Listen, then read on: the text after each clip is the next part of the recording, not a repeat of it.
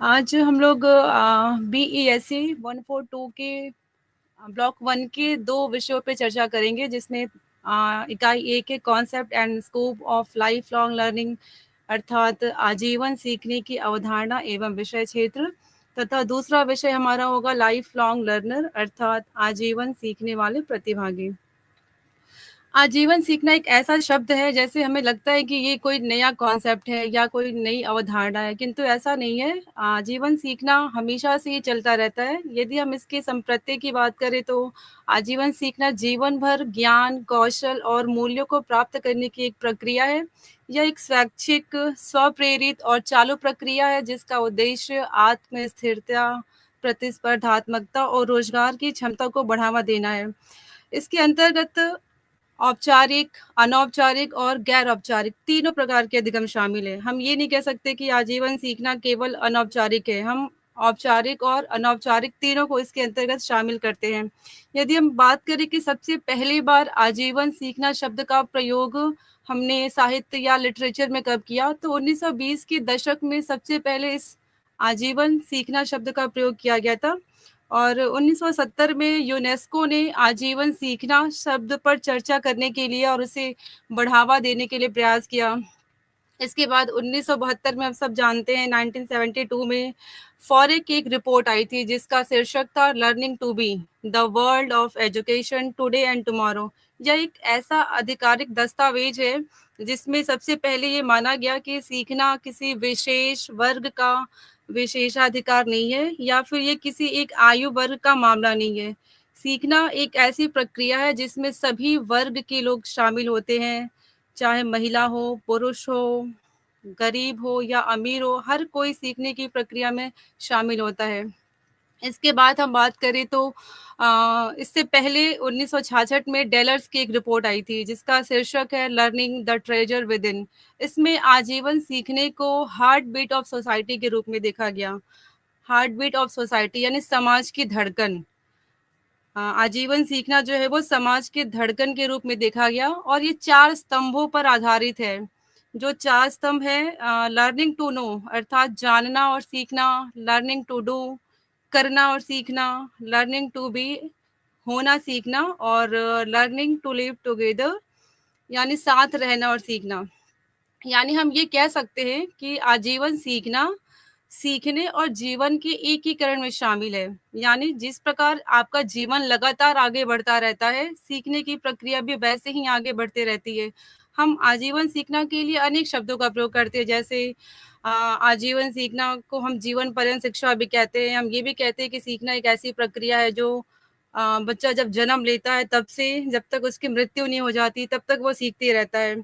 तो हम 3 इसके अभिकरण देख सकते हैं, 3 मुख्य प्रक्रियाएँ कह सकते हैं कि इसमें क्या-क्या शामिल है। तो सबसे पहले हम बात करते हैं कि ये एक ऐसी प्रक्रिया है जिसमें सभी उम्र के लोग शामिल होते हैं, चाहे वो बच्चे हो, युवा हो, वयस्क हो, बुजुर्ग हो, महिला हो, पुरुष हो। आजीवन सीखने की जो प्रक्रिया है वो इन सभी के साथ-साथ चलती रहती है, चाहे महिला हो, पुरुष हो, बच्चे हो या युवा हो।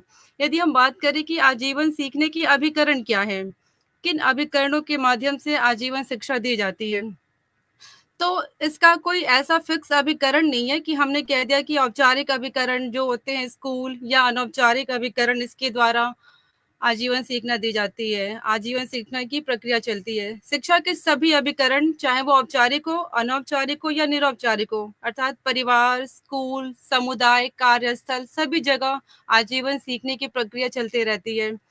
इसके तरीके क्या होते हैं, किस तरीके से ये शिक्षा दी जाती है, तो सारे वो तरीके जो हम औपचारिक, अनौपचारिक और गैर औपचारिक शिक्षा में प्रयोग करते हैं, वो सारे तरीके हम आजीवन शिक्षा के लिए भी इस्तेमाल करते हैं।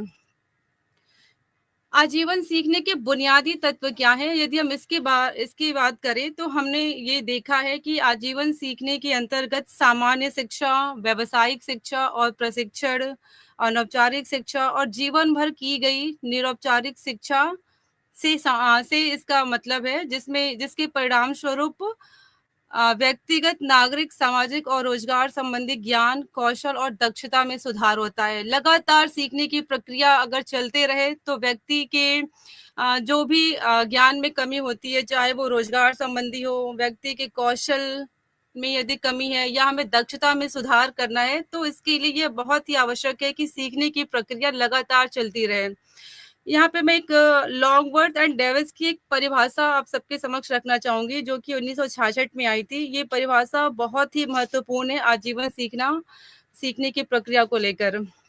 जीवन भर सीखना निरंतर सहायक के माध्यम से मानव क्षमता के विकास की वह प्रक्रिया है, जो व्यक्तियों को उनके पूरे जीवन काल में आवश्यक सभी ज्ञान, मूल्य, कौशल और समझ को प्राप्त करने और उन्हें सभी भूमिकाओं, परिस्थितियों और वातावरण में आत्मविश्वास, रचनात्मकता और आनंद के साथ लागू करने के लिए प्रेरित और सशक्त बनाती है।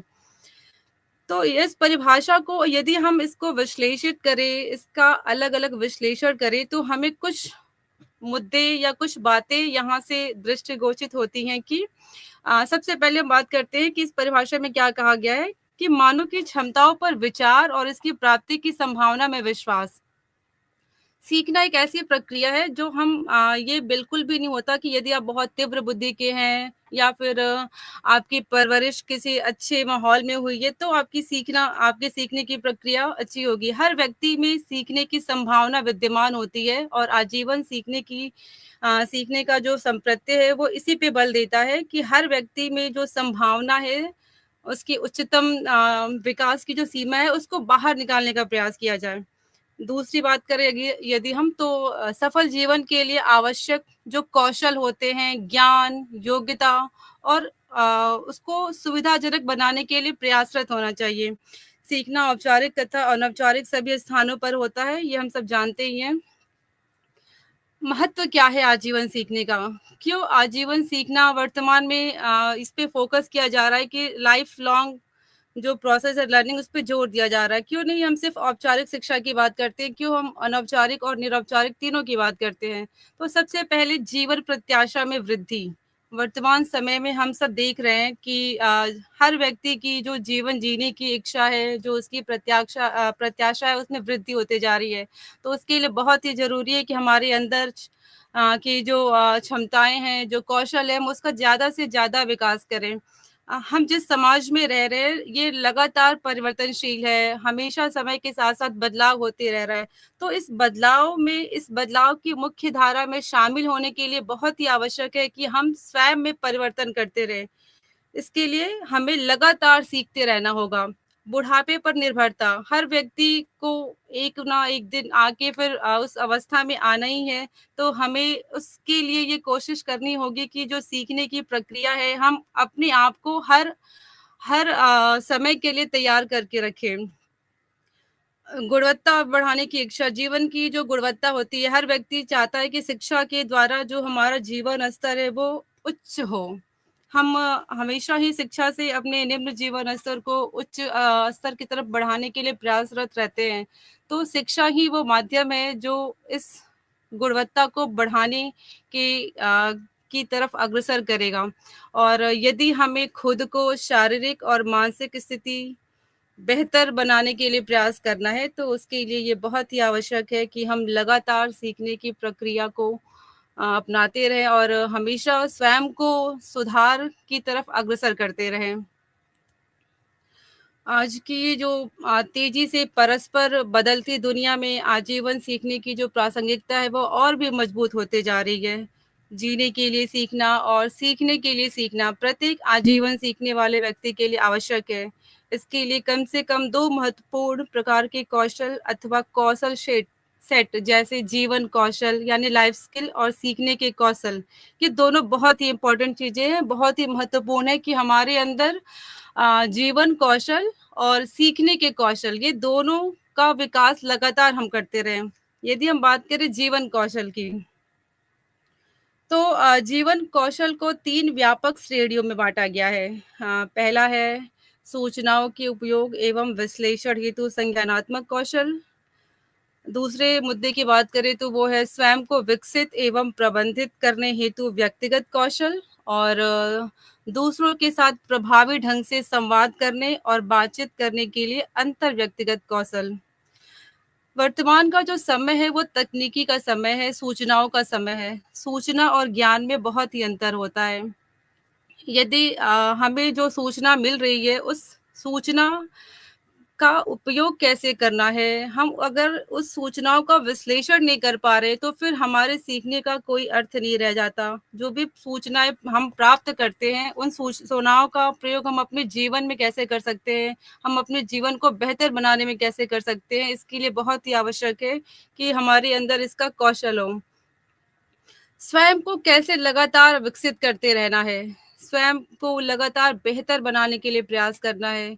इसके लिए भी बहुत ही आवश्यक है कि हम हमेशा ही स्वयं को सीखने के लिए प्रेरित करते रहें और दूसरों के साथ प्रभावी ढंग से संवाद करने और बातचीत करने के लिए जो अंतर व्यक्तिगत कौशल होता है, इसके विकास का प्रयास भी जीवन कौशल के अंतर्गत किया जाता है। यानी जीवन कौशल में 3 महत्वपूर्ण कौशल को हम शामिल करते हैं, संज्ञानात्मक कौशल, व्यक्तिगत कौशल और अंतर व्यक्तिगत कौशल।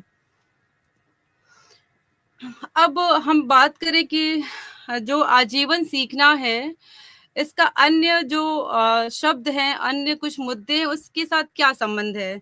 तो आजीवन सीखना और साक्षरता का क्या संबंध होता है? या आजीवन सीखने के अंतर्गत क्या हम साक्षरता को भी शामिल करते हैं? तो हम यहाँ पे 2 मुद्दों की चर्चा करेंगे, साक्षरता और कार्यात्मक साक्षरता यानी लिटरेसी एंड फंक्शनल लिटरेसी। तो सबसे पहले हम बात करते हैं कि साक्षरता क्या होती है। यदि साक्षरता को हम संकुचित अर्थ में लेते हैं, तो हम इसके शब्दों पे जाते हैं। साक्षरता यानी अक्षर का ज्ञान। हमें अगर साधारण शब्दों में हम देखें तो साक्षर होने का अर्थ होता है पढ़ना और लिखना, अर्थात पढ़ने और लिखने की क्षमता से संपन्न होना।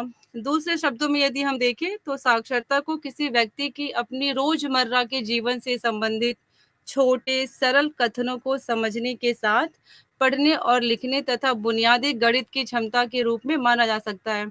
अर्थात यदि कोई एक व्यक्ति जिसको साधारणतः लिखना आता है, वो लिख सकता है, वो पढ़ सकता है और रोजमर्रा के जीवन से संबंधित छोटे मोटे गणित की गणना कर सकता है, तो हम ये कह सकते हैं कि वो व्यक्ति साक्षर है।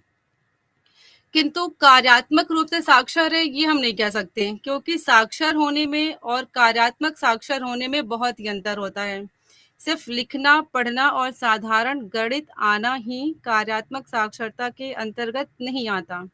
तो है क्या कार्यात्मक साक्षरता? इसको हम देखते हैं कि यदि कोई व्यक्ति को लिखने आता है, जैसे मान लीजिए कि हमने कोई भी वाक्य लिखा, यदि वो किताबों को पढ़ रहा है, किंतु उस सेंटेंस में, उस बातों में लिखे हुए जो गूढ़ शब्द है, जो तर्क शामिल है, क्या वो उस पे विचार कर पा रहा है? क्या उस पे वो विचार विमर्श करने की क्षमता उसके अंदर है? यदि ये सारी क्षमताएं उसके अंदर है, तो हम कह सकते हैं कि वो व्यक्ति कार्यात्मक रूप से साक्षर है। उदाहरण के तौर पे हम ये देख सकते हैं कि ज़्यादातर लोग दस्तावेज में शब्दों को पढ़ने में सक्षम हो सकते हैं। यानी आपके पास कोई डॉक्यूमेंट है, कोई दस्तावेज है, यदि आप उसको सिर्फ पढ़ रहे हैं, तो आप साक्षर कहे जाएँगे। लेकिन यदि पढ़ने के साथ-साथ हम उसमें जो तर्क शामिल हैं, जो उसमें उपमा शामिल है, यदि हम उसको समझ सकते हैं, तो हम ये कह सकते हैं कि हम कार्यात्मक रूप से साक्षर हैं। यदि हम गणित की बात करें, तो हमने कहा कि साक्षरता में साधारण गणित भी शामिल होती है, लेकिन केवल यदि आप संख्याओं को जानते हैं, आप लिख सकते हैं, तो आप साक्षर हैं। लेकिन संख्याओं को के साथ-साथ क्या हम ग्राफ का विश्लेषण कर सकते हैं? क्या हम आंकड़ों की व्याख्या कर सकते हैं? क्या हम बजट की योजना बना सकते हैं? यदि ये सारे काम हम कर सकते हैं, तो हम ये कह सकते हैं कि साक्षरता के साथ-साथ कार्यात्मक साक्षरता भी हमारे अंदर है। यानी साक्षरता केवल लिखना, पढ़ना और साधारण गणित तक सीमित होती है, जबकि कार्यात्मक साक्षरता के अंतर्गत हम लिखने, पढ़ने और गणित के साथ-साथ उपमाओं को समझना, तर्क को समझना और जो भी हम लिखते या पढ़ते हैं, क्या हम उस सब का अपने जीवन में व्यावहारिक तरीके से उपयोग कर सकते हैं? यदि कर सकते हैं, तो हम ये कह सकते हैं कि हम कार्यात्मक रूप से साक्षर हैं। इसके बाद हम ये बात करते हैं कि साक्षरता और शिक्षा क्या है? क्या ये दोनों एक ही है? क्या जो व्यक्ति साक्षर है उसको हम ये कह सकते हैं कि वो शिक्षित है? शिक्षित व्यक्ति को साक्षर कह सकते हैं, क्योंकि जो शिक्षित है वो साक्षर भी हो सकता है, पर ये जरूरी नहीं है कि दोनों ही एक साथ में हो या दोनों अलग अलग हो। साक्षरता विशेष रूप से पढ़ने और लिखने की क्षमता को संदर्भित करती है, जबकि शिक्षा में वो वे सभी औपचारिक, अनौपचारिक और सीखने की अनुभव शामिल होते हैं जिनसे एक व्यक्ति अपने पूरे जीवन में गुजरता है। शिक्षा सीखने और ज्ञान अर्जित करने की एक व्यापक प्रक्रिया है जो प्रायः औपचारिक पाठ्यक्रम से हमें मिलती है। शिक्षा के अंतर्गत शैक्षणिक, व्यावसायिक और जीवन कौशल सहित विषयों, कौशलों और ज्ञान की एक विस्तृत श्रृंखला शामिल है, जबकि साक्षरता आमतौर पर एक या अधिक भाषाओं में पाठ पढ़ने और लिखने की क्षमता पर केंद्रित होता है। शिक्षा के अंतर्गत हम मुख्यतः औपचारिक, अनौपचारिक सारे अभिकरणों को शामिल करते हैं, जिसमें स्कूली शिक्षा, कॉलेज, विश्वविद्यालय, जीवन के अनुभव, स्वशिक्षण, कार्यशाला इत्यादि सभी शामिल होती हैं। यहाँ पर प्री स्कूल से लेकर उन्नत डिग्री तक सालों चलने वाली शिक्षा सभी इसके अंतर्गत शामिल होती है, चाहे वो सतत शिक्षा हो, आजीवन शिक्षा हो, सभी इसके अंतर्गत शामिल होता है, जबकि साक्षरता के अंतर्गत ये सारी बातें नहीं आती हैं। प्रौढ़ शिक्षा क्या होती है? एडल्ट एजुकेशन एंड एक्सटेंशन, प्रौढ़ शिक्षा एवं विस्तार। तो हम सब जानते हैं कि प्रौढ़ शिक्षा का उद्देश्य उन प्रौढ़ व्यक्तियों को शिक्षा के विकल्प देना है जिन्होंने यह अवसर गवा दिया, यानी उम्र रहते हुए जब उन्हें औपचारिक शिक्षा को प्राप्त करना था, किंतु किसी कारणवश वो उस शिक्षा को प्राप्त नहीं कर पाए। जो तो उनके लिए ये प्रयास है कि अब वे साक्षरता, आधारभूत शिक्षा, कौशल विकास अर्थात व्यावसायिक शिक्षा और इसी तरह की अन्य शिक्षा सहित जो ज्ञान है उसका अनुभव प्राप्त करें।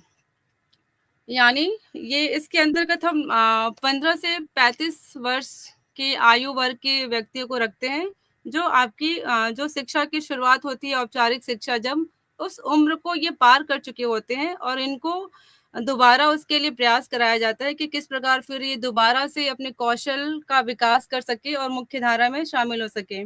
भारत में सबसे पहले इसकी शुरुआत तो 1988 में की गई थी, जब राष्ट्रीय साक्षरता मिशन की शुरुआत की गई थी। विस्तार क्या होता है? एक्सटेंशन क्या होता है? तो विस्तार किसी भी चीज के दायरे को बढ़ाने, लंबा करने, फैलाने या बढ़ाने का एक कार्य या उदाहरण है। इसका तात्पर्य शिक्षा या किसी सेवा कार्य विधि या प्रक्रिया के विस्तार से है। अर्थात किसी भी चीज के दायरे को बढ़ाना। यदि आप कोई भी कार्य कर रहे हैं, अगर आप वर्क प्लेस पे हैं, शिक्षण संस्थान में है, कहीं भी कोई कार्य कर रहे हैं, तो वहां पे आपके उस दायरे को बढ़ाने की बात करता है विस्तार। हम इसको दो रूपों में देख सकते हैं, एक विस्तार शिक्षा और एक विस्तार सेवा। तो विस्तार शिक्षा आमतौर पर उच्च शिक्षण संस्थानों द्वारा दी जाती है, जैसे अनुसंधान संस्थान, विश्वविद्यालय और भी इस प्रकार के जो प्रशिक्षण संस्थान होते हैं। और यदि विस्तार सेवा की बात करें तो विस्तार सेवा शोधकर्ताओं, विकास कार्यकर्ताओं और अन्य लोगों के बीच एक कड़ी के रूप में कार्य करती है। विस्तार सेवा अपने प्रयासों और प्रभाव को बढ़ाने के लिए अन्य विकास विभाग और इनपुट एजेंसियों के साथ मिलकर कार्य करती है। इसके बाद हम बात करते हैं सतत शिक्षा और आजीवन शिक्षा क्या है। Continuing education and life long learning, क्या दोनों एक दूसरे के विपरीत है या एक दूसरे के पूरक है या एक दूसरे से संबंधित है? तो सबसे पहले हम बात करेंगे अभी सतत शिक्षा की। सतत शिक्षा, जिसको शॉर्ट में हम सी कहते हैं, सीखने का एक संरचित दृष्टिकोण है जो पारंपरिक शैक्षणिक सेटिंग से परे है। आमतौर पर औपचारिक शिक्षा पूरी करने के बाद इसमें ज्ञान और कौशल का विस्तार करने के उद्देश्य से चल रही स्वैच्छिक और उद्देश्यपूर्ण गतिविधियां शामिल है। दूसरे शब्दों में हम ये कह सकते हैं कि यह किसी क्षेत्र में वर्तमान बने रहने, उद्योग में बदलाव के अनुकूल होने और पेशेवर क्षमताओं को बढ़ाने के लिए आजीवन सीखने की प्रतिबद्धता है। हम इसका एक उदाहरण के माध्यम से हम सतत शिक्षा को समझ सकते हैं। जैसे मान लेते हैं कोई व्यक्ति शिक्षण पेशे में है, शिक्षण के व्यवसाय में है और उसने अपनी जाहिर-सी बात है कि वो पढ़ाई करके ही वो वहाँ तक पहुँचा है। लेकिन सतत शिक्षा ये कहती है कि आप जिस भी फील्ड में हैं, आप जो भी पेशेवर हैं, आप उसमें लगातार सीखने का प्रयास कीजिए। लगातार किसी सम्मेलन में भाग लेना, ऑनलाइन पाठ्यक्रम में शामिल होना, कार्यशालाओं में भाग लेना, ये सब उदाहरण है सतत शिक्षा के। यानी हम जिस भी विषय के विशेषज्ञ हैं, हम जिस भी फील्ड में कार्य करते हैं, हमें लगातार उस फील्ड से संबंधित ज्ञान का अर्जन करते रहना चाहिए और वो हम सतत शिक्षा के माध्यम से ही कर सकते हैं। आजीवन सीखना को हमने अभी देख लिया कि जीवन भर की जाने वाली सभी गतिविधियों, जो शैक्षिक गतिविधियां हैं, उसके रूप में हम परिभाषित करते हैं। आजीवन सीखना का उद्देश्य व्यक्तिगत, नागरिक, सामाजिक या रोजगार संबंधी परिप्रेक्ष्य में ज्ञान, कौशल और क्षमताओं में सुधार करना है। इसका प्रयोग हम अलग-अलग संदर्भों में करते हैं। ये ना केवल स्कूल बल्कि घर, कार्यस्थल और ऐसे सभी स्थान जहाँ पर अवकाश की गतिविधियाँ की जाती हैं, वहाँ पर आजीवन सीखने की प्रक्रिया चलती रहती है। इसके बाद हम देखते हैं कि आजीवन सीखना और आजीवन शिक्षा, क्या ये दोनों एक ही हैं या अलग-अलग हैं? आजीवन सीखना और आजीवन शिक्षा यानी life long learning and life long education, तो ये दोनों ही एक व्यापक अवधारणा है। जिस प्रकार सीखने की प्रक्रिया जन्म से लेकर मृत्यु तक चलती है, उसी प्रकार शिक्षा की प्रक्रिया भी लगातार चलती रहती है। सीखने की प्रक्रिया के अंतर्गत ही हम शिक्षा को रख सकते हैं। शिक्षा कई रूपों में हो सकती है, जो व्यक्तिगत, सामाजिक, व्यावसायिक, पेशेवर, औपचारिक, अनौपचारिक, कई रूपों में शिक्षा हम प्राप्त करते हैं। और उसी प्रकार हम आजीवन सीखने को भी सामान्य शिक्षा, व्यावसायिक शिक्षा, प्रशिक्षण और जीवन भर की गई अनौपचारिक शिक्षा से संबंधित करते हैं। अर्थात आजीवन सीखना भी जन्म से लेकर मृत्यु तक चलने वाली एक प्रक्रिया है और शिक्षा भी लगभग इसके समकक्ष ही है। अगला जो विषय है वो है हमारा सतत विकास, लक्ष्य और आजीवन शिक्षा। हम सब जानते हैं कि जो सतत विकास का लक्ष्य हमारे संयुक्त राष्ट्र संगठन ने दिया था, जिसमें 17 गोल की बात करते हैं, तो जो SDG 4 है, जो चौथा लक्ष्य उसमें रखा गया है, जिसको हम SDG 4 कहते हैं, वो समावेशी और न्याय संगत गुणवत्ता वाली शिक्षा की बात करता है।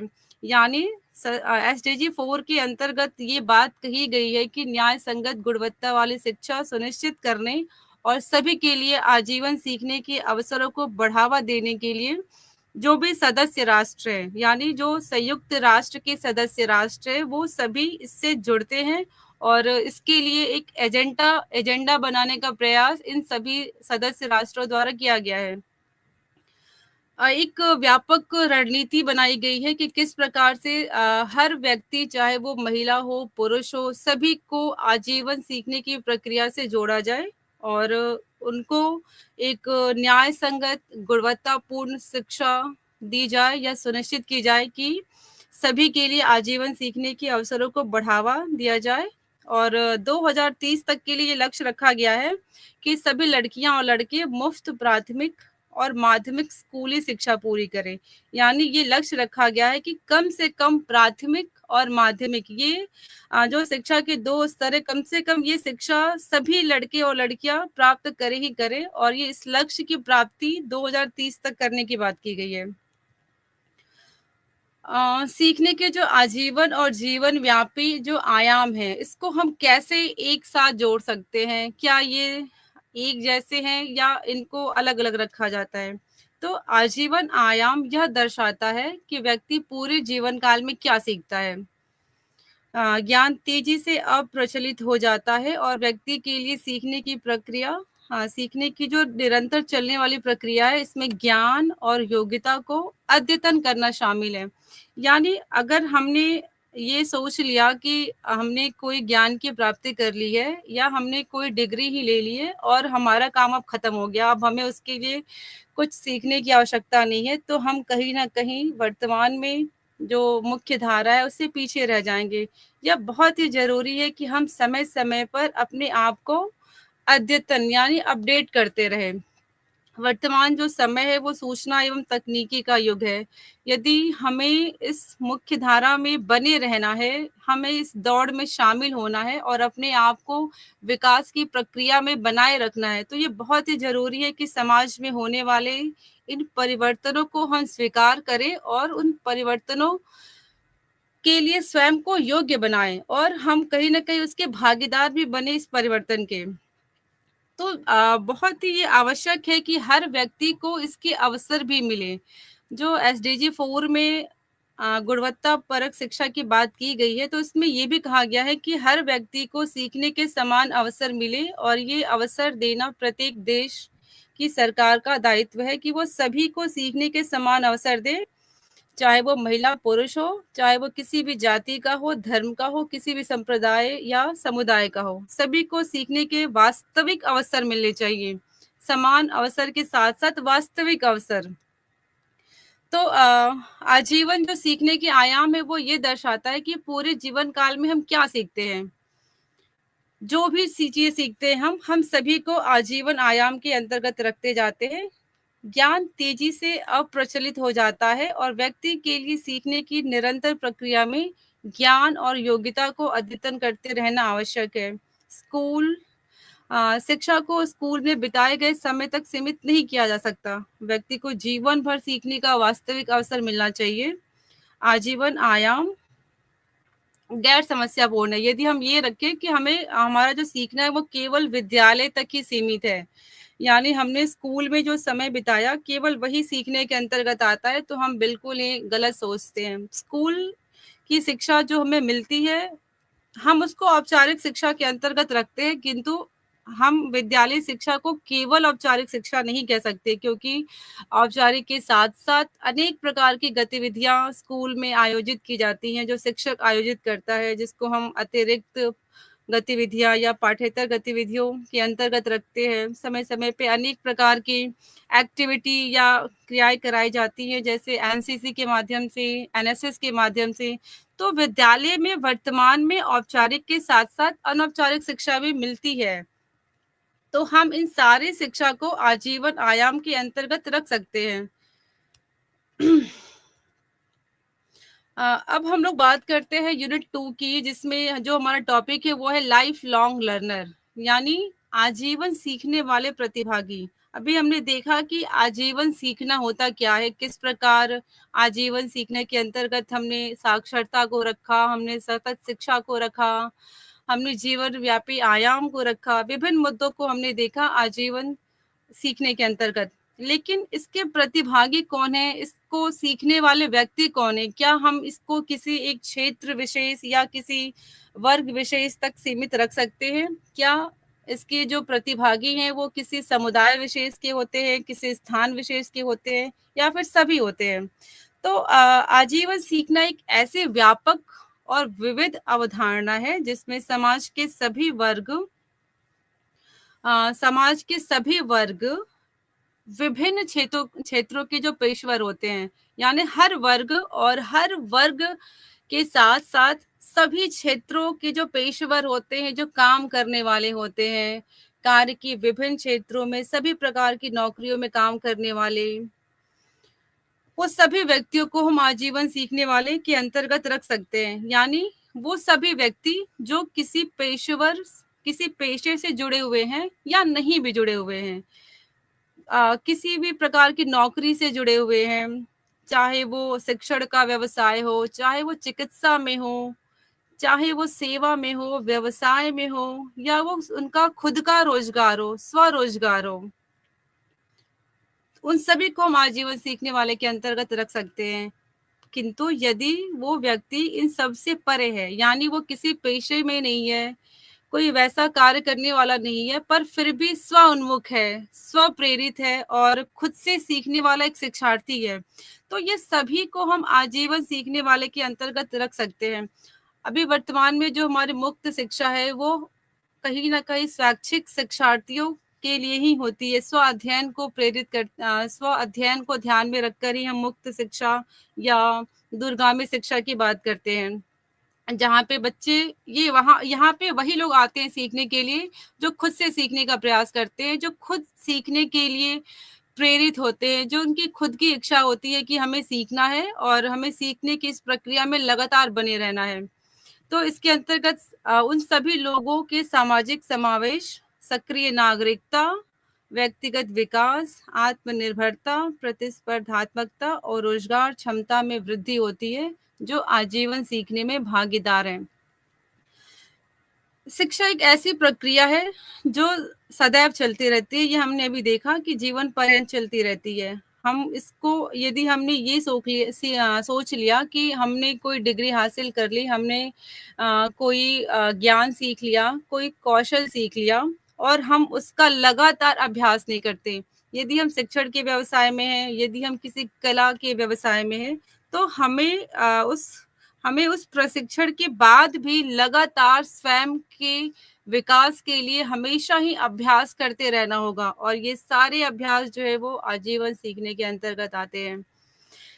यदि हम ये देखें कि जो आजीवन सीखने वाले जो प्रतिभागी होते हैं, इनको हम 4 व्यापक श्रेणियों में वर्गीकृत कर सकते हैं, जिसमें सबसे पहले हम ये देखते हैं कि सभी शिक्षा प्रणालियों में शिक्षक और छात्र आजीवन शिक्षार्थी के रूप में, यानी teachers and students in all system of education as lifelong learner, यानी जो हर शिक्षा प्रणाली के जो शिक्षक होते हैं वो छात्र। तो सबसे पहले हम ये देखें कि कौन है इस आजीवन सीखने के प्रतिभागी। तो सबसे पहले जो प्रतिभागी निकलकर हमारे सामने आते हैं वो हैं शिक्षक और छात्र। शिक्षक और छात्र के बीच चलने वाली ही ये प्रक्रिया होती है शिक्षा। हम सब जानते हैं कि जॉन डेवी का एक स्टेटमेंट है, एक वाक्य है जिसमें उन्होंने कहा है कि शिक्षा एक त्रिमुखी प्रक्रिया है, यानी शिक्षक और छात्र के बीच पाठ्यक्रम को ध्यान में रखकर चलने वाली एक प्रक्रिया है। तो शिक्षक और छात्र कैसे शामिल होते हैं इस आजीवन सीखना में, तो यहाँ भी कुछ मुद्दे हैं, कुछ पॉइंट्स है जो निकल कर आते हैं कि किस प्रकार से हम इनको शामिल करते हैं आजीवन सीखने की प्रक्रिया के रूप में। तो सबसे पहले विभिन्न शिक्षण वातावरणों के दृष्टिकोण, यानी view points of different learning environment. जो अलग अलग शिक्षण के वातावरण होते हैं, उनमें ये शिक्षक और छात्र शामिल होते हैं। तो ये वातावरण कैसे हैं, ये कैसे एनवायरनमेंट है, तो हम इसको 3 रूपों में देख सकते हैं। पहला formal, non formal and informal, यानी औपचारिक, अनौपचारिक और निरौपचारिक। है क्या ये औपचारिक, अनौपचारिक और निरौपचारिक? इसके बारे में अभी हमने पूर्व में इसकी चर्चा की है कि शिक्षा के जो वातावरण होते हैं वो 3 प्रकार के होते हैं, औपचारिक, अनौपचारिक और निरौपचारिक। तो औपचारिक शिक्षा वो शिक्षा होती है जिसका स्थान एक निश्चित स्थान पे दी जाती है और निश्चित स्थान के साथ-साथ इसका समय निश्चित होता है, उद्देश्य निश्चित होता है, इसके पाठ्यक्रम निश्चित होते हैं। जैसे हम यदि यहाँ पे एग्जाम्पल दें, तो ये सबसे इसका प्रमुख उदाहरण होता है स्कूल। स्कूलों में जो दी जाने वाली शिक्षा होती है वो औपचारिक शिक्षा के अंतर्गत रखी जाती है, क्योंकि हमेशा ही इसका एक फिक्स समय होता है कि आपको 10 से 3 बजे तक विद्यालय में आना है। एक निश्चित पाठ्यक्रम होता है, यानी कुछ विषय होते हैं। यदि हम स्कूलों की बात करें तो कुछ विषय होते हैं जैसे हिंदी, भूगोल वगैरह, जो भी विषय होते हैं। तो निश्चित उद्देश्य होता है, निश्चित पाठ्यक्रम होता है और निश्चित व्यक्तियों के द्वारा ही ये शिक्षा दी जाती है। औपचारिक शिक्षा में लचीलापन कम होता है, यानी आपको एक निश्चित पाठ्यक्रम को ही ग्रहण करना है और आपका मूल्यांकन भी सिर्फ इस निश्चित पाठ्यक्रम के आधार पे होता है। यानी आपने जो एक फिक्स पाठ्यक्रम आपको पढ़ाया गया है, इसका मूल्यांकन परीक्षा के माध्यम से किया जाता है। जैसे उदाहरण के लिए कोई बच्चा विद्यालय में प्रवेश करता है, स्कूल में हम उसका एडमिशन कराते हैं क्लास 1 में, तो एक निश्चित पाठ्यक्रम उसे पढ़ाया जाता है और समय-समय पर जो यूनिट टेस्ट हम लेते रहते हैं, फिर उसके आधार पे हम उसका मूल्यांकन करते हैं। तो औपचारिक शिक्षा विद्यालयों में दी जाती है। दूसरी शिक्षा जो आती है वो है नॉन फॉर्मल, यानी अनौपचारिक। तो ये अनौपचारिक शिक्षा इसके ठीक विपरीत हम कह सकते हैं कि होती है। जिस प्रकार औपचारिक शिक्षा का स्थान फिक्स होता है, उद्देश्य निश्चित होता है, पाठ्यक्रम निश्चित होता है, इसकी मूल्यांकन प्रणाली निश्चित होती है, अनौपचारिक शिक्षा का कोई निश्चित उद्देश्य नहीं होता, कोई निश्चित पाठ्यक्रम नहीं होता, कोई निश्चित स्थान नहीं होता। एक अंतर यहाँ पर है कि विद्यालय में जो शिक्षा हम देते हैं वो औपचारिक तो होती ही है, लेकिन कई बार अनौपचारिक शिक्षा भी हम विद्यालय में प्राप्त कर सकते हैं।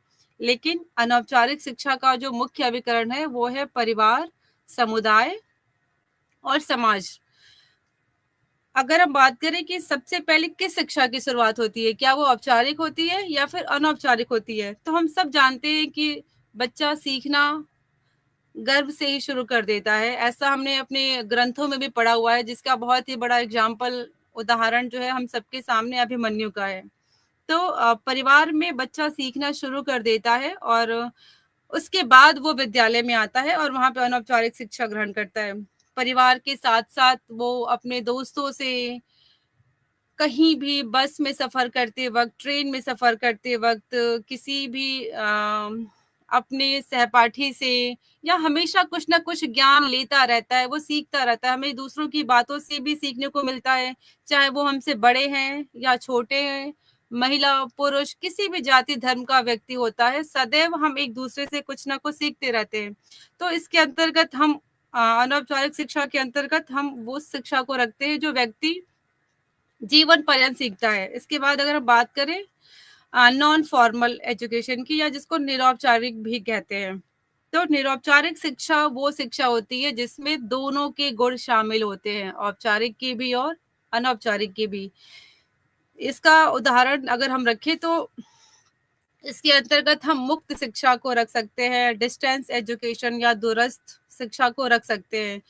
दूरस्थ शिक्षा में क्या होता है कि हम इसमें एक बच्चा वही इसमें एडमिशन लेता है जो औपचारिक शिक्षा ग्रहण नहीं कर पाता, जो फॉर्मल एजुकेशन या जो विद्यालय में प्रवेश नहीं कर सकते हैं, फॉर्मल की जगह उन्हें हम नॉन फॉर्मल एजुकेशन देते हैं। यानी वो बच्चा केवल प्रवेश लेता है किसी भी मुक्त शिक्षा संस्थान में, और केवल वो स्व अधिगम करता है। उसका कोई निश्चित स्थान नहीं होता कि हाँ, उसे रोज आकर इस समय पे एक क्लास अटेंड करनी है, कोई कक्षा में बैठ के उसे निश्चित पाठ्यक्रम पढ़ना है। वो स्व अधिगम, स्वगति, स्व-प्रेरित तरीके से यहाँ पे अध्ययन करता है।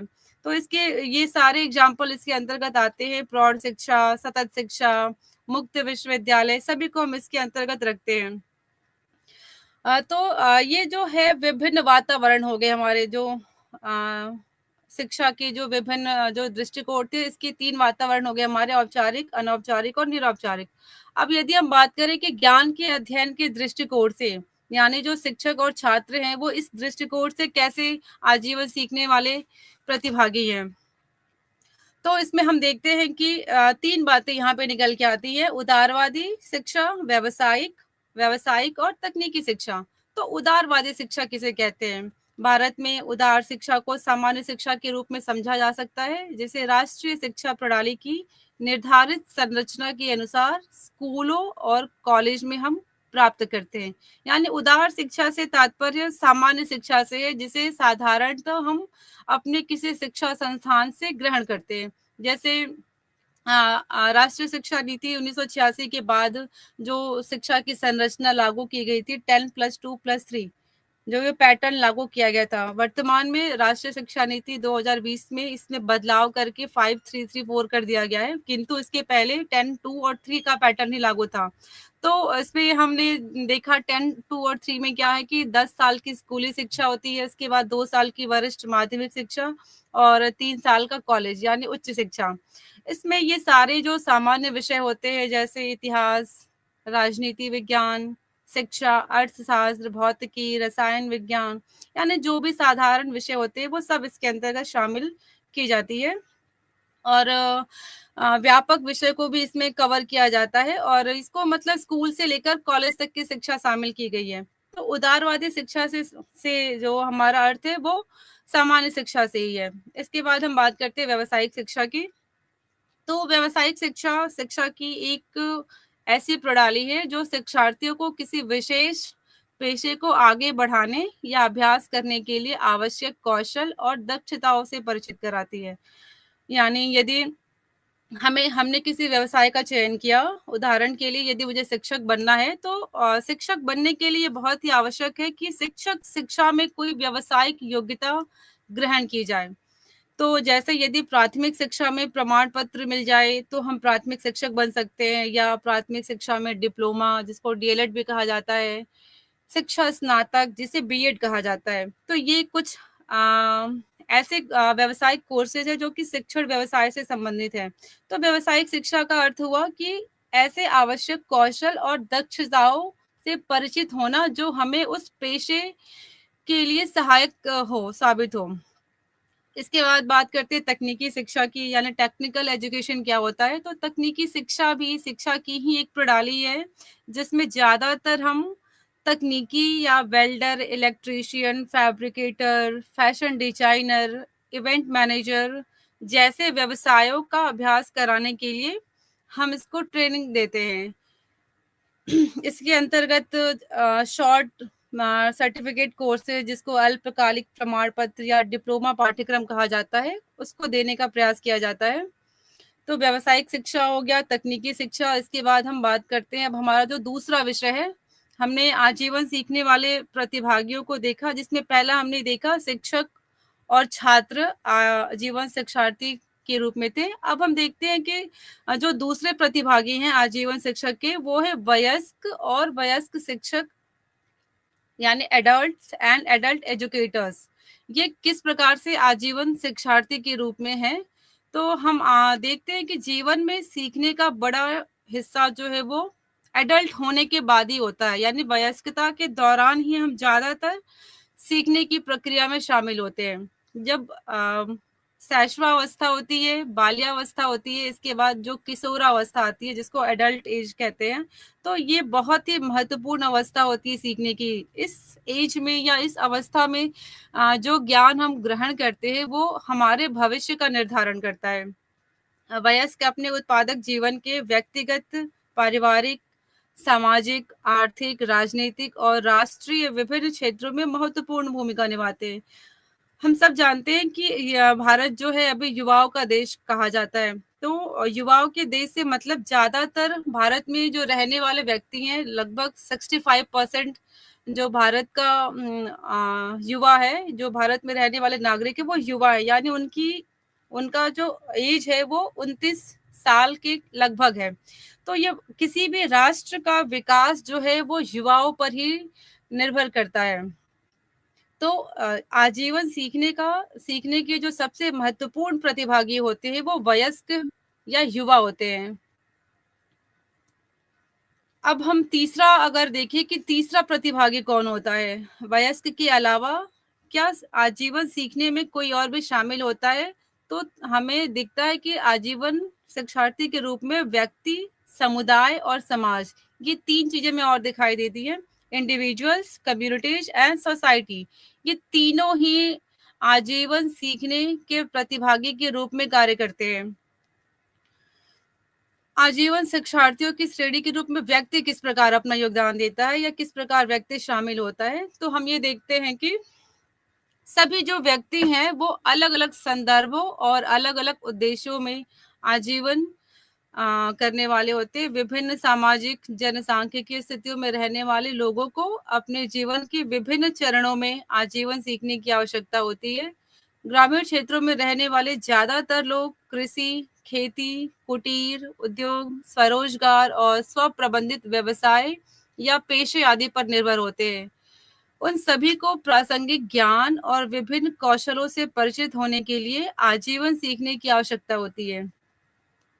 हम यदि ये सोचे कि जो व्यक्ति कृषि में लगा हुआ है, जो खेती कार्य कर रहा है, जो कुटीर में लगा हुआ है, मतलब कुटीर उद्योगों में लगा हुआ है या स्वरोजगार में, उसको सीखने की क्या आवश्यकता है, वो क्यों नए नए ज्ञान या कौशलों को सीखे।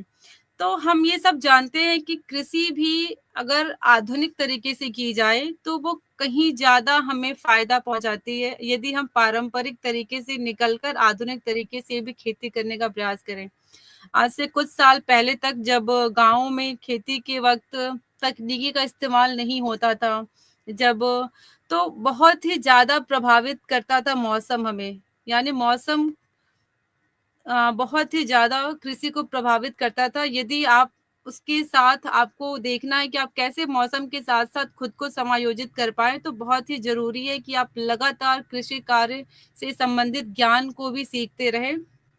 स्वरोजगार में भी हमें लगता है कि हमने कोई रोजगार शुरू कर दिया तो हमें अब उसमें कुछ ज़्यादा नया ज्ञान नहीं लेना या हमें कुछ ज़्यादा सीखने की आवश्यकता नहीं है।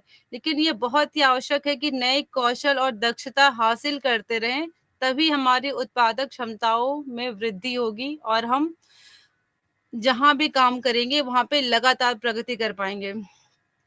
तो ये हो गया ग्रामीण क्षेत्र की बात। यदि इसके अलावा हम अर्ध शहरी और शहरी क्षेत्र में रहने वाले लोगों को भी आजीवन सीखने की सुविधाओं या अवसरों की बात करें, तो ये उनके लिए भी बहुत ही आवश्यक है, जो अर्ध शहरी या फिर शहरी क्षेत्र में रहने वाले लोग हैं। क्योंकि यहाँ के लोग ज़्यादातर सरकारी या सार्वजनिक क्षेत्र या निजी क्षेत्र के काम की दुनिया में लगे हुए हैं। तो जो व्यक्ति ग्रामीण क्षेत्र का है, उसको भी आवश्यक है कि वो अपनी उत्पादक क्षमताओं में वृद्धि करते रहे। उसके साथ-साथ इनको भी बहुत ही आवश्यक है कि जो शहरी क्षेत्र में रहते हैं और सरकारी या सार्वजनिक क्षेत्र या निजी क्षेत्र के काम की दुनिया में लगे हुए हैं, उनको भी लगातार अपडेट रहना या अपने कौशलों, अपनी क्षमताओं में लगातार वृद्धि करने की आवश्यकता है, तभी हम समाज, देश की बदलती माँगों को पूरा कर पाएँगे। आजीवन शिक्षार्थियों के रूप में समुदाय कैसे कार्य करता है? हमने देखा कि किस प्रकार आजीवन सीखने की जो प्रतिभागी हैं, शिक्षक और छात्र किस प्रकार वो दोनों ही आजीवन सीखने के प्रतिभागी हैं। शिक्षक और छात्र लगातार सीखने की प्रक्रिया में शामिल होते हैं। प्रत्येक व्यक्ति, चाहे वो ग्रामीण क्षेत्र का हो, चाहे वो शहरी क्षेत्र का हो, चाहे वो स्वरोजगार में हो, कृषि में हो, किसी नौकरी में हो, किसी पेशे में हो, सभी को लगातार सीखते रहना बहुत ही आवश्यक है।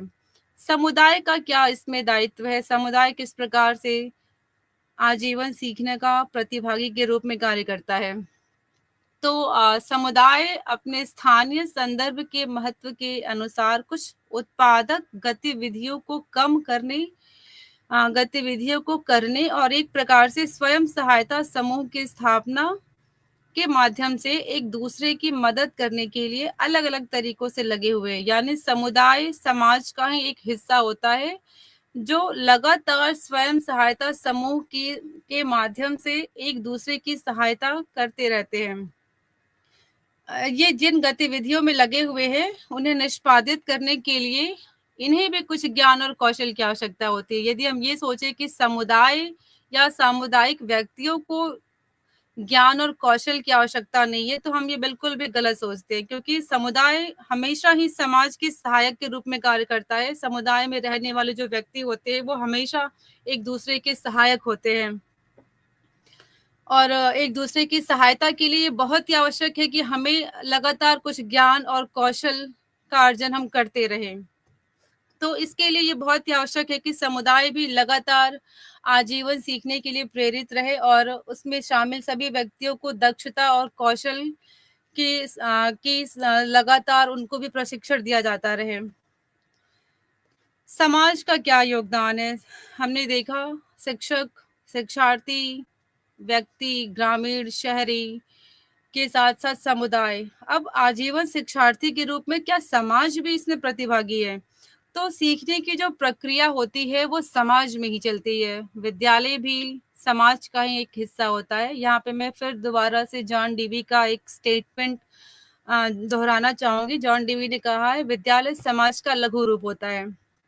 यानी यदि हमें किसी समाज का अध्ययन करना है, यदि हमें ये जानना है कि वो समाज किस प्रकार का है, क्या वो बंद समाज है, खुला समाज है, मिश्रित समाज है या लगातार विकास की तरफ अग्रसर होने वाला समाज है, तो हमें उस समाज के विद्यालय का अध्ययन करना होगा, क्योंकि विद्यालय ही वो स्थान होता है जहाँ पर समाज के सभी वर्गों का प्रतिनिधित्व होता है। विद्यालय में उस समाज की हर जाति, हर वर्ग, हर समुदाय, क्षेत्र, धर्म के छात्र पढ़ने आते हैं और सभी एक साथ मिलकर इस शिक्षण की प्रक्रिया को अंजाम देते हैं। तो जिन समाजों में हम रहते हैं और अपनी गतिविधियां करते हैं, वे भी आजीवन सीखने वालों के उदाहरण हैं। समाज कोई स्थिर अवधारणा नहीं है, बल्कि यह सदैव गतिशील एवं लचीली अवधारणा है। यदि हम ये सोचें कि समाज एक ऐसी अवधारणा है जिसमें कोई परिवर्तन नहीं होता, समाज में लगातार परिवर्तन होता है और शिक्षा एक ऐसी प्रक्रिया है जो इस परिवर्तन को अंजाम देती है। शिक्षा समाज में लगातार बदलाव लाते रहती है, हमेशा परिवर्तन लाते रहती है और समाज इन परिवर्तनों को स्वीकार करता है और एक वक्त ऐसा भी आता है जब समाज शिक्षा को परिवर्तित करती है। मैं यहाँ पे उदाहरण देना चाहूंगी राष्ट्रीय शिक्षा नीति का। हम सदैव ही अपने समाज या अपने देश के विकास को ध्यान में रखते हुए कोई ना कोई शिक्षा नीति बनाते हैं, यानी शिक्षा समाज शिक्षा में परिवर्तन करता है। जैसे सबसे पहले 1968 में जो राष्ट्रीय शिक्षा नीति आई थी वो उस समय की समाज की आवश्यकताओं के अनुरूप थी, किंतु 1968 के बाद पुनः ये आवश्यकता महसूस हुई कि हमें अपनी शिक्षा नीति में परिवर्तन करना चाहिए, क्योंकि देश काल और परिस्थितियां बदल रही हैं। विश्व के साथ समायोजन स्थापित करने के लिए और विकास की मुख्य धारा में शामिल होने के लिए बहुत ही आवश्यक है कि हम अपनी शिक्षा नीतियों में बदलाव करते रहें। इन सबको ध्यान में रखकर दोबारा 1986 में राष्ट्रीय शिक्षा नीति आई, जिसने बहुत सारे बदलाव लाए और जो लगभग 34 वर्षों तक हमने 1986 की राष्ट्रीय शिक्षा नीति को ही बनाए रखा और उसको ही हमने फॉलो किया, ये हम कह सकते हैं। किंतु परिवर्तन शाश्वत नियम है और लगातार होने वाली प्रक्रिया है। 34 वर्ष के बाद पुनः यह आवश्यकता हुई कि हमें शिक्षा नीतियों में परिवर्तन करना होगा। तो मेरे कहने का अर्थ ये है कि जिस प्रकार शिक्षा समाज में परिवर्तन करती है, ठीक उसी प्रकार समाज भी शिक्षा में परिवर्तन करती है और समाज भी आजीवन सीखने की एक प्रतिभागी के रूप में कार्य करती है। तो दोबारा से फिर समाज को ये आवश्यकता हुई, ये लगातार सीखने की प्रक्रिया चल रही है। फिर हमें 34 वर्ष के बाद ये लगा कि हमें अपने शिक्षा नीतियों में दोबारा परिवर्तन करने की आवश्यकता है। तो समाज ने दोबारा, समाज के जो बुद्धिजीवी वर्ग हैं उन्होंने दोबारा ये कोशिश की कि हमें एक और शिक्षा नीति लानी होगी, जिसको 2020 में लागू किया गया और हम इसे राष्ट्रीय शिक्षा नीति 2020 के नाम से जानते हैं। तो हम ये देखते हैं यहाँ पर कि किस प्रकार जो आजीवन सीखना है उसमें समाज एक सक्रिय प्रतिभागी के रूप में कार्य करता है। जैसी सामाजिक व्यवस्था होती है, शैक्षिक व्यवस्था भी उससे प्रभावित होते रहती है। यदि समाज जाति प्रधान है या धर्म प्रधान है या समुदाय प्रधान है, तो शिक्षा व्यवस्था में भी कहीं ना कहीं वो चीजें आती हैं। शिक्षा व्यवस्था भी अपने समाज से प्रभावित होती है। भारत एक धर्मनिरपेक्ष देश है जहाँ पे हम किसी एक धर्म विशेष की बात नहीं करते। भारत के स्कूलों में कोई धार्मिक शिक्षा नहीं दी जाती, जिसका एक प्रमुख कारण है कि यहाँ पे सभी धर्म के लोग रहते हैं। तो हम यहाँ पे उस प्रकार की कोई धार्मिक शिक्षा नहीं दे सकते। यदि मैं समाज को प्रतिभागी मानते हुए एक दूसरे देश का उदाहरण दूं, जैसे मैं ब्रिटेन की बात करूं, तो वहां पर ये अनिवार्य है कि स्कूलों में बाइबल पढ़ाया जाए। बाइबल को हम सब जानते हैं कि एक धार्मिक ग्रंथ है और धार्मिक ग्रंथ भारत में हम नहीं पढ़ा सकते क्योंकि यहाँ पे बहुत सारे धर्म के लोग हैं। ब्रिटेन में ये चीजें नहीं है क्योंकि वहां पे सिर्फ एक धर्म को मानने वाले लोग हैं, तो वहां पे हम धार्मिक ग्रंथ को पढ़ा सकते हैं। तो यहाँ पे हमने ये देखा कि समाज किस प्रकार लगातार शैक्षिक प्रक्रिया को प्रभावित करता है और सीखने के उद्देश्यों को प्रभावित करता है और शिक्षा में परिवर्तन करते रहता है। यानी जैसी सामाजिक विचारधारा होगी, शैक्षिक विचारधारा भी वैसी होती जाती है। तो आजीवन सीखने शिक्षार्थी के रूप में समाज बहुत ही बड़ा योगदान देता है। अब समाज की बात करें तो समाज भी कई रूपों से कार्य करता है। एक हो गया ज्ञान समाज। तो एक ज्ञान समाज कुछ नवीन विचारों का अभ्यास करता है। समाज के बड़े विकास के लिए संसाधनों को ज्ञान के रूप में विकसित और साझा करता है। एक ज्ञान समाज शिक्षा, स्वास्थ्य, जीवन कौशल और व्यवसायों जैसे कई क्षेत्रों में समाज में शुरू की गई नवीन प्रथाओं का नेतृत्व करता है। यानी समाज को भी हम कई वर्गों में बांट देते हैं। ज्ञान समाज, अधिगम समाज, सूचना समाज वगैरह। इस सब में बांटने के बाद हमने पहला देखा कि ज्ञान समाज जो है वो नवीन विचारों का अभ्यास करता है, समाज के बड़े विकास के लिए संसाधनों को ज्ञान के रूप में विकसित करता है और समाज शिक्षा, स्वास्थ्य और जीवन कौशल और व्यवसायों जैसे कई क्षेत्रों में समाज में शुरू की गई कई प्रथाओं का नेतृत्व भी करता है। तो ज्ञान समाज के बाद दूसरा समाज होता है अधिगम समाज। अधिगम समाज जो है सीखने वाले समाज की परिभाषा दर्शाती है कि बड़े समाज में कई समुदाय और उप समुदाय तथा छोटे समाज शामिल होते हैं। प्रत्येक समुदाय का अपना ज्ञान आधार, मान्यताएं और प्रथाएं होती हैं। यह सीखने वाला समाज है जो आजीवन सीखने की प्रथाओं के माध्यम से सभी व्यक्तियों के लाभ के लिए बड़े पैमाने पर समुदाय में ज्ञान और कौशल का प्रसार करता है। यानी अधिगम समाज का यदि हम उदाहरण दें तो हम एक स्कूल, एक समाज और एक समुदाय की आपसी सफलता के लिए जो कार्य प्रणाली होती है उसको सुधारने के लिए कैसे ये एक दूसरे के पास इतनी निकटता से कार्य करते हैं, उसको हम अधिगम समाज के अंतर्गत रखते हैं। ज्ञान समाज और अधिगम समाज के बाद यदि हम समाज का वर्गीकरण करते हैं तो तीसरा समाज निकल के आता है, वो है सूचना समाज।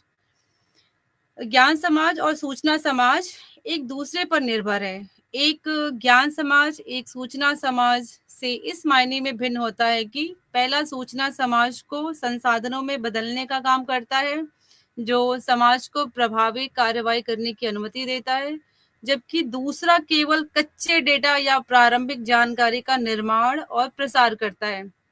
यानी पहला जो है सूचना समाज को संसाधनों में बदलने का कार्य करता है और दूसरा जो है केवल कच्चे डेटा या प्रारंभिक जानकारी के निर्माण और प्रसार का कार्य करता है। यदि हम ये देखें कि ये ज्ञान का सृजन कभी भी रातों रात नहीं होता, यानी सूचना को ज्ञान बनने में समय लगता है। हम सूचना को ही ज्ञान नहीं कह सकते। सूचनाओं के विश्लेषण के बाद, संश्लेषण के बाद जब वो एक सिद्धांत का रूप लेता है, तब हम उसको ज्ञान की श्रेणी में रखते हैं। यानी कच्चा डेटा या फिर कहीं से भी हमें कोई सूचना मिल जाती है या प्रारंभिक जानकारी मिल जाती है, तो हम उसको ज्ञान की श्रेणी में नहीं रखते। सूचना समाज कच्चे डेटा को समाज के एक वर्ग से दूसरे वर्ग तक प्रसारित करता है। ज्ञान का सृजन ज्ञान सृजन का कार्य किसी भी सामाजिक प्रथा से प्राप्त जो जो भी कच्चे डेटा होते हैं उनसे जो प्राप्त होता है उससे शुरू होता है। इस प्रक्रिया में जो कच्चे डेटा का विश्लेषण और संश्लेषण करके हम उसे सूचना के रूप में बदल देते हैं और ये सूचनाएं ही फिर आगे चलकर ज्ञान का रूप धारण करती है। जो चौथे प्रतिभागी, हमने 3 प्रतिभागी देख लिया आजीवन सीखने का। जो चौथे प्रतिभागी हैं आजीवन सीखने के, वो है स्व उन्मुख शिक्षार्थी, यानी self oriented life long learner. आजीवन सीखना व्यक्तिगत या व्यावसायिक कारणों से ज्ञान की निरंतर, स्वैच्छिक और स्वप्रेरित खोज है। यह न केवल सामाजिक समावेशन, सक्रिय नागरिकता और व्यक्तिगत विकास को बढ़ावा देता है, बल्कि आत्मनिर्भरता, प्रतिस्पर्धात्मकता और रोजगार क्षमताओं को भी बढ़ाता है। अवधारणा को समझने के लिए इस्तेमाल किए गए शब्द स्वैच्छिक और स्वप्रेरित खोज को शिक्षार्थियों के समूह के रूप में समझा जा सकता है, जो कई कारणों से आजीवन सीखने के प्रति आत्म उन्मुख है। यानी आजीवन सीखने के जो चौथे प्रमुख प्रतिभागी हैं, वो वैसे प्रतिभागी होते हैं जो सेल्फ ओरिएंटेड होते हैं, जो स्व प्रेरित होते हैं अधिगम के लिए। ये समाज के समावेशन की प्रक्रिया में शामिल होते हैं और एक सक्रिय नागरिक के रूप में व्यक्तिगत विकास को बढ़ावा देते हैं। इस प्रकार से हमने देखा कि जो सीखने की प्रक्रिया होती है वो किस प्रकार से आजीवन चलते रहती है। प्रत्येक व्यक्ति जन्म से लेकर मृत्यु तक सीखता रहता है और हमने इसमें जो 2 यूनिट है उसमें ये देखा कि आजीवन सीखने की जो प्रक्रिया है वो कब, कहाँ और कैसे चलती है, तथा इसके बाद ये प्रक्रिया किस किस के बीच में चलती है। तो हमने ये देखा कि आजीवन सीखने की प्रक्रिया जन्म से लेकर मृत्यु तक चलती रहती है। इसको कई रूपों से हमने इसकी तुलना भी की, जैसे सतत समाज, प्रौढ़ शिक्षा, सतत शिक्षा। और जो प्रतिभागी हमने देखे वो हमने यहाँ पर देखा कि किस प्रकार समाज प्रतिभागी के रूप में कार्य करता है, शिक्षक प्रतिभागी के रूप में कार्य करता है, छात्र प्रतिभागी के रूप में कार्य करता है, और सबसे महत्वपूर्ण होता है वो है एक वयस्क व्यक्ति। तो जो वयस्क व्यक्ति होता है वो आजीवन प्रतिभागी, आजीवन सीखने का सबसे मुख्य प्रतिभागी होता है, क्योंकि पूरी शिक्षा प्रक्रिया इस एडल्ट एज या वयस्क अवस्था में ही संचालित की जाती है। तो बहुत ही मुद्दों पे हमने यहाँ पे चर्चा की, और जो कि हमारा यूनिट 1 और 2 लगभग हमने यहाँ पर देखा। हमने 4 प्रतिभागियों को यहाँ पर देखा कि ये चारों प्रतिभागी किस प्रकार से शिक्षा की आजीवन जो प्रक्रिया है, यानी आजीवन चलने वाली प्रक्रिया को प्रभावित करते हैं। और सूचना समाज, ज्ञान समाज, अधिगम समाज, ये भी किस प्रकार से आजीवन सीखने वाले प्रतिभागी के रूप में कार्य करते हैं।